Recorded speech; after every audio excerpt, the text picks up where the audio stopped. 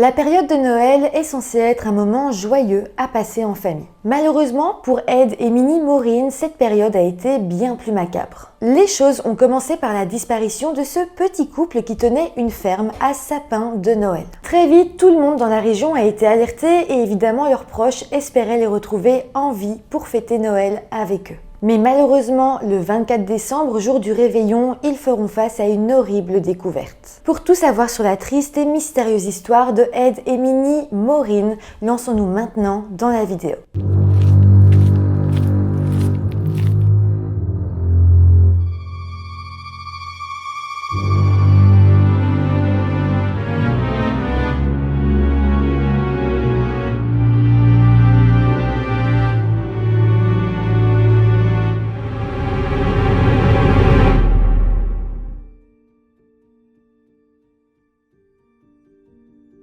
Hello tout le monde, j'espère que vous allez bien. Avant de commencer, je tenais à vous souhaiter de très joyeuses fêtes de Noël. Je vous souhaite de passer une magnifique journée entourée de votre famille ou de vos amis. Si jamais vous ne faites pas grand chose, je suis contente de passer un petit moment avec vous également. Mais donc je ne vais pas plus parler et on va se lancer dans ce cas qui est une histoire, on va dire macabre, qui s'est passée à Noël. Wilhelmina Mary Cripps, que tout le monde appelait Minnie, est née le 19 novembre 1901 aux États-Unis dans la ville de Roseland, dans l'état du Nebraska. J'ai pu voir qu'elle s'était mariée une première fois en 1923 alors qu'elle avait 22 ans. Son mari s'appelait Aloysius George Adaler et venait de Bavière en Allemagne, mais était venu vivre aux États-Unis. D'ailleurs, une fois ensemble, ils s'étaient installés dans la ville d'Ethel, dans l'état de Washington, et là-bas, ils ont alors commencé à fonder une famille. Ils vont tout d'abord avoir un premier enfant qu'ils vont nommer Joseph, mais il est malheureusement mort à la naissance. Par la suite, ils vont tout de même avoir 3 beaux enfants, Delbert qui est né en 1926,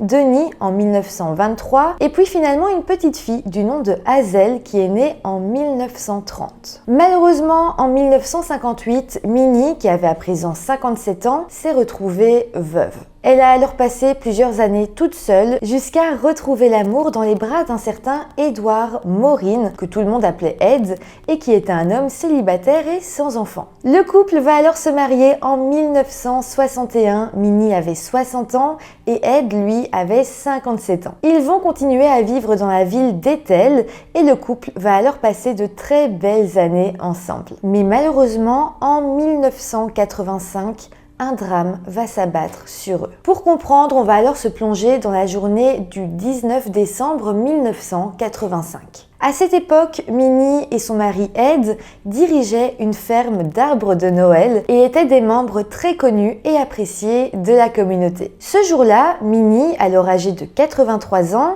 avait prévu d'organiser un déjeuner religieux pour les femmes de sa paroisse chez elle. Les invités sont alors arrivés vers midi, mais voilà, lorsqu'ils ont toqué à la porte du couple, personne ne va venir leur ouvrir. Déjà, c'était un petit peu étrange, surtout qu'ils savaient que Minnie avait pour habitude de toujours laisser sa porte d'entrée ouverte. Ça voulait donc dire que quelqu'un qui voulait venir la voir avait juste à pousser la porte, s'annoncer et entrer. Je précise qu'on est quand même dans les années 80, que c'est un tout petit village, c'était pas anodin de laisser sa porte d'entrée ouverte. Mais en tout cas, ce jour-là, ce qui était étrange, c'est que la porte d'entrée était fermée à clé et que lorsqu'ils ont toqué plusieurs fois, eh bien personne n'est venu leur ouvrir. Évidemment, les invités avaient fini par s'inquiéter et avaient alors commencé à téléphoner dans toute la ville pour voir si quelqu'un avait une idée de l'endroit où se trouvait le couple. Malheureusement, personne n'avait eu de leurs nouvelles et donc au bout d'un moment, les invités ont décidé de retourner sur place et de forcer la porte d'entrée. Ed et Minnie n'étaient plus tout jeunes, ils étaient quand même dans les 80 ans,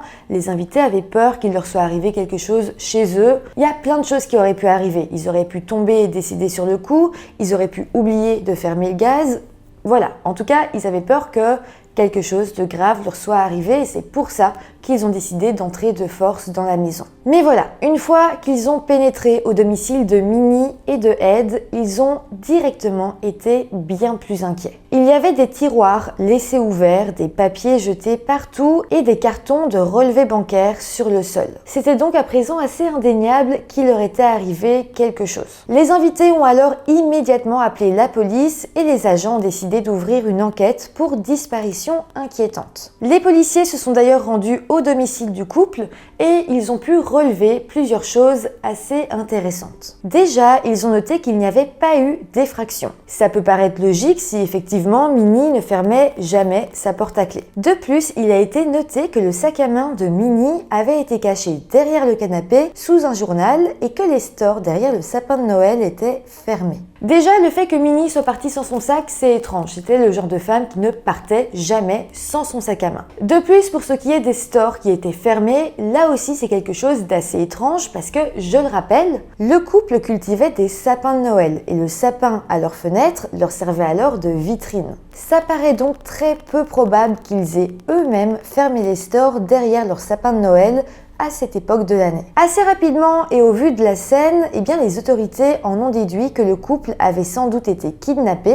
Et à ce moment-là, autant vous dire que le mobile semblait assez facile à comprendre. Il s'agissait sans doute d'un mobile purement financier. En fait, le fils de Minnie, qui s'appelle Denis, possédait l'une des plus grandes entreprises d'exploitation forestière du nord-ouest du Pacifique. Ça paraissait alors assez probable que le couple ait été kidnappé et détenu dans le but de demander une rançon. Et puis, dans tous les cas, Minnie et Ed avaient eux aussi une très bonne situation parce que leur entreprise de sapin de Noël marchait vraiment très bien. Donc à partir de là, les autorités ont commencé à attendre qu'il y ait cette fameuse demande de rançon, mais elle n'est jamais arrivée. Et d'ailleurs, il n'y a rien de plus qui s'est produit, il n'y avait pas plus d'indices.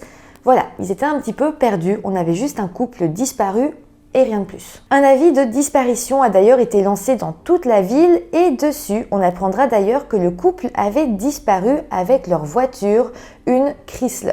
À partir de là, un appel à témoins va également être lancé pour essayer de voir si certaines personnes avaient pu apercevoir le couple ou même apercevoir leur voiture. Et là, le lendemain, le 20 décembre, un employé du centre commercial Yardbird a alors lui-même décidé d'appeler la police pour leur signaler qu'il pensait avoir vu la voiture de Ed et de Minnie dans le parking du centre commercial. La police était donc rendue sur les lieux et avait confirmé qu'il s'agissait bel et bien du véhicule du couple. Les enquêteurs vont alors fouiller la voiture en espérant retrouver plus d'informations et effectivement, rien qu'en ouvrant les portières, ils vont être confrontés à une triste réalité. Il y avait des plombs de fusils de chasse partout dans la voiture et de grandes quantités de sang qui coulaient encore par les portières. Il n'y avait aucune trace de corps, mais la police avait évidemment compris, au vu de la quantité de sang, qu'au moins une personne avait été tuée dans cette voiture. À présent, il s'agissait donc d'une enquête pour meurtre et les policiers ont redoublé d'efforts pour essayer de retrouver le couple. Finalement, le 24 décembre, jour du réveillon de Noël, un automobiliste avait aperçu sur le bord de la route ce qu'il pensait être un mannequin de réanimation cardio-pulmonaire. Mais bon, c'est vrai qu'il était passé vite en voiture, ça l'avait un petit peu perturbé, donc au final, il avait décidé de retourner vers ce mannequin, s'était arrêté et il était descendu pour voir s'il s'agissait bel et bien d'un mannequin. Mais voilà, une fois qu'il est arrivé, qu'il a inspecté les lieux, il est tombé sur 2 corps humains, 2 personnes qui étaient malheureusement décédées. Il avait ensuite appelé la police et très vite, ces corps seront identifiés comme appartenant à Ed et à Minnie Maureen. La police notera d'ailleurs que sur place, les corps avaient simplement été lâchés là, au bord de la route. Le tueur ou les tueurs n'avaient pas vraiment essayer de les cacher. Ils espéraient sans doute que quelqu'un les retrouve. En tout cas, les 2 corps vont ensuite être emmenés auprès d'un médecin légiste et l'autopsie va montrer que tous les 2 avaient succombé à des blessures par balle et que Ed avait subi un traumatisme crânien indiquant qu'il avait été battu avant sa mort. Ce meurtre a réellement choqué toute la communauté. C'est arrivé le 24 décembre, jour du réveillon de Noël, et tout le monde était vraiment attristé par cette découverte. Un ami de la famille a d'ailleurs déclaré ceci: « Cela a affecté la communauté. Cela a affecté tout le monde parce que ces gens étaient aimés de tous. Quand cela s'est produit, Noël est devenu triste. Ça a changé la vie de tout le monde. Les Maurins étaient des gens tellement gentils. » En tout cas, à présent, au niveau de l'enquête, il fallait que les autorités puissent trouver le ou les coupables. Je rappelle qu'ici, on est en 1985, la recherche par l'ADN n'est pas vraiment une option, et donc les enquêteurs avaient cherché des traces d'empreintes digitales dans la voiture du couple, mais malheureusement, ils n'avaient trouvé aucune trace. En fait, très vite, ils vont se rendre compte qu'il n'y avait pas grand-chose à exploiter. Par contre, c'est vrai que les policiers vont trouver une chose, c'est un reçu bancaire dans la poche du pantalon de Ed. C'était pas une découverte énorme, mais ce reçu bancaire datait du jour où il avait disparu, et donc ils ont décidé de suivre cette piste en espérant que ça les mène quelque part. Les autorités s'étaient alors rendues à cette banque, et ils avaient alors parlé avec l'un des employés qui travaillait sur place. D'ailleurs, cet employé dira qu'il était là au moment où Ed avait fait le retrait qui correspondait au ticket trouvé dans sa poche. L'employé va alors expliquer que Ed était venu le 19 décembre, donc je le répète, le jour où il a disparu,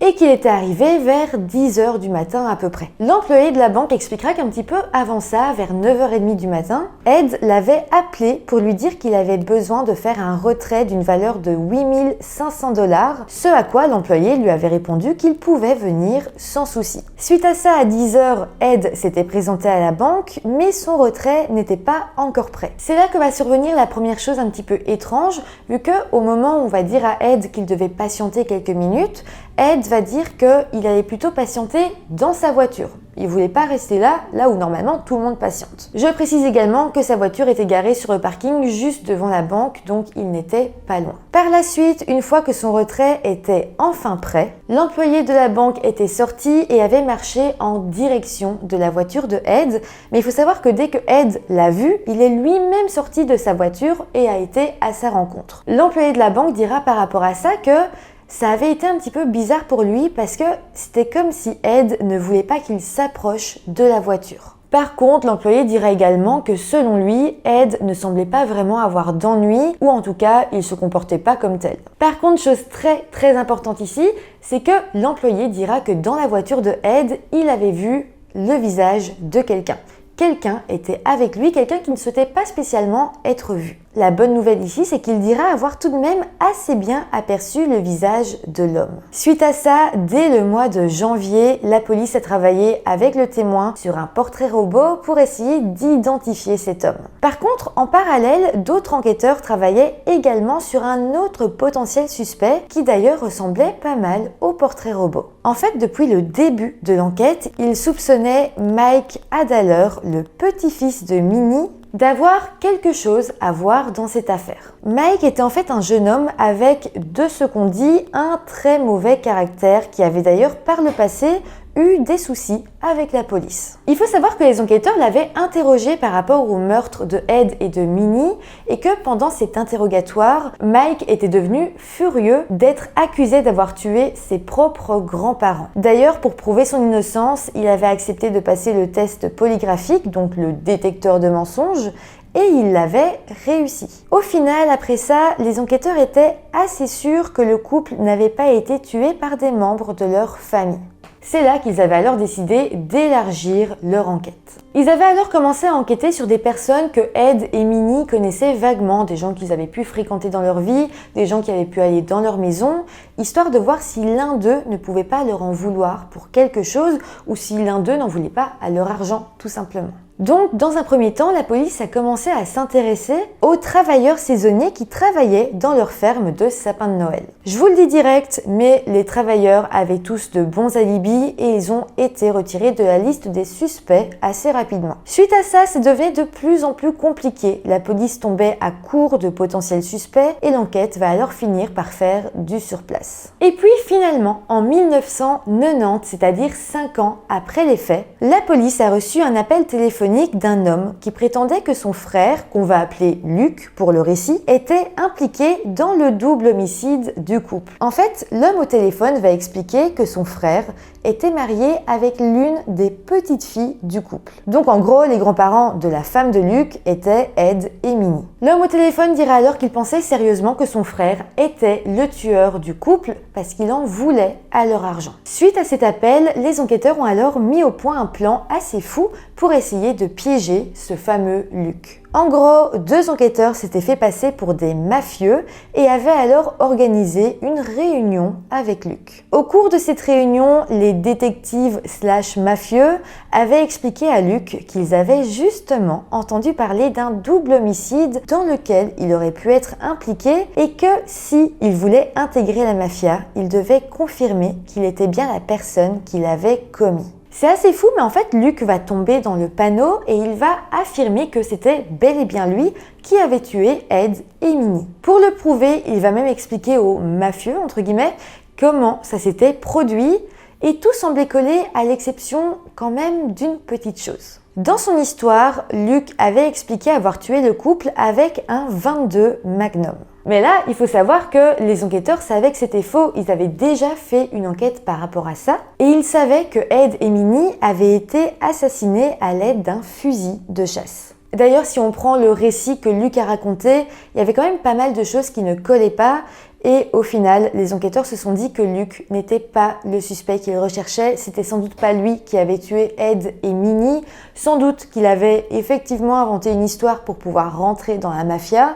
Mais ça se voyait, c'était pas lui le coupable. C'était assez dommage quand on y pense parce que c'était comme la dernière piste des enquêteurs, ils savaient plus quoi faire d'autre et donc après ça, eh bien, l'affaire va de nouveau faire du surplace et ce pendant des années. Mais au bout d'un moment et heureusement, eh bien, de nouveaux suspects vont finir par émerger. Il s'agissait de deux frères du nom de Rick et John Riff qui étaient connus pour être des trafiquants de drogue violents. Il faut savoir que dès le début de l'affaire, les enquêteurs s'étaient intéressés à eux. En fait, à l'époque, plusieurs témoins avaient expliqué aux enquêteurs les avoir vus près de la résidence du couple la semaine de leur enlèvement et de leur mort. Mais malheureusement, à ce moment-là, il n'y avait finalement pas eu de preuves concrètes à leur encontre pour les arrêter. Il n'y avait en soi pas d'armes du crime retrouvées et surtout, il n'y avait aucun lien entre les frères Riff et le couple. Donc au final, en 1987, donc 2 ans après les faits, Rick et John Riff avaient déménagé en Alaska, ce qui leur avait permis d'échapper à un interrogatoire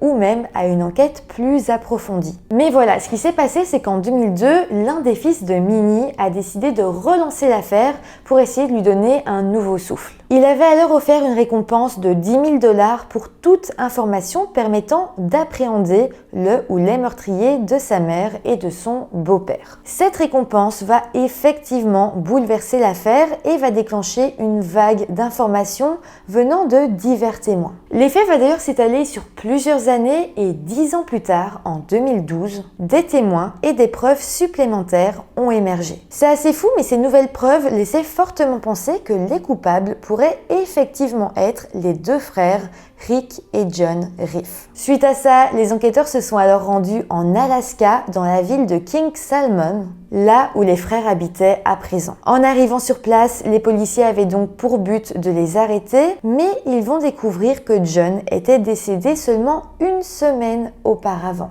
Mais bon, Rick, alors âgé de 53 ans, a pu être appréhendé et ramené dans l'état de Washington. Il a ensuite été accusé de meurtre au 1er degré, d'enlèvement, de vol et de cambriolage au 1er degré. Son procès s'est ensuite ouvert en 2013 et grâce aux divers témoignages, on apprendra que pour commettre le meurtre, les frères Riff avaient utilisé le fusil de chasse d'un ami. De plus, plusieurs témoins qui ont été appelés à la barre diront qu'après ça, les frères Riff s'étaient ouvertement vantés de l'enlèvement et des meurtres d'Ed et de Minnie. D'ailleurs, les témoins vont confier à la barre qu'ils n'avaient rien dit à ce moment-là parce qu'ils avaient eux-mêmes peur pour leur propre vie. Mais au final, le 18 novembre 2013, Rick Riff a été reconnu coupable de tous ses chefs d'accusation. Il est d'ailleurs resté silencieux devant le tribunal, mais son avocat a révélé plus tard qu'il n'avait exprimé ni excuses ni remords et qu'il avait toujours affirmé qu'il était innocent. D'ailleurs, après le jugement, Rick a continué à clamer son innocence et a même fait appel à la décision. Mais bon, je vous rassure, son appel a finalement été rejeté par un juge 2 ans plus tard. En tout cas, suite à tout ça, Rick a été condamné à une peine de près de 103 ans de prison. Et puis l'année d'après, en 2014, Rick a été condamné à une peine supplémentaire de 6 ans de prison pour des abus sexuels commis sur une fillette de 10 ans dans les années 80. Voilà, c'est comme ça que se termine cette triste histoire. J'espère que ça vous aura intéressé. J'espère que vous avez apprécié passer ce petit moment avec moi en ce jour de Noël. Je vous souhaite tout ce qu'il y a de meilleur. Comme d'habitude, n'oubliez pas, dites-moi en commentaire tout ce que vous en avez pensé. N'oubliez pas de mettre des petits pouces en l'air, de vous abonner à la chaîne. Pour moi, ça me fera un très beau cadeau de Noël. Et je vous dis à très bientôt pour une nouvelle vidéo. Bye!